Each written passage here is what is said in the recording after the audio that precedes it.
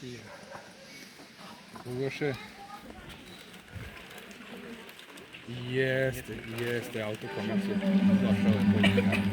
Aj beše doba kad sam mali bio, onda sam ti po volji živio. Da igrao sam se nekoliko puta u prašini, a sve nasred puta.